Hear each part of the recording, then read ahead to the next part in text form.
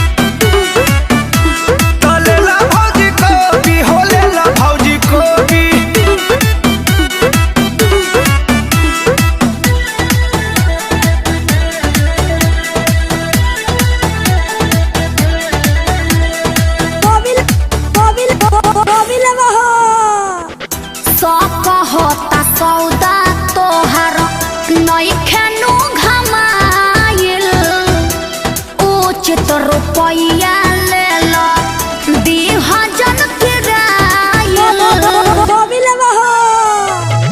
पूरा परिवार खाके होई है आबाद हो, हाइब्रिड के बिया होवे दिल नइखी खाद हो।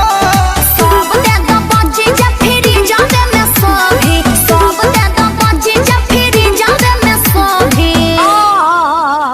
तो लेला भौजी कभी हो लेला भौजी कोभी,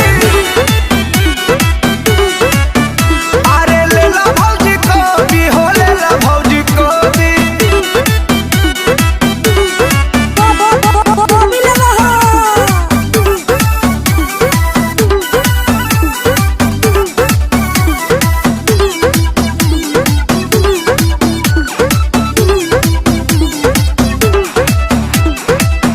निका हो ये माल जाती तोहर से रोजे ले, 10-20 बाबू हो हम ऊपर से इनाम दे।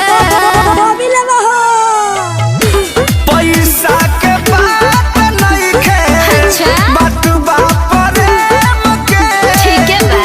परिचय बढ़ेला धीरे धीरे लेने देन से। बोस पर मोद बड़ी बड़ो उपयोगी, बोस पर मोद बड़ी बड़ो उपयोगी। तो लेला भौजी कभी हो लेला भौजी कोभी, दे दा तुहु कोबी हो, दे दा तुहु कोबी।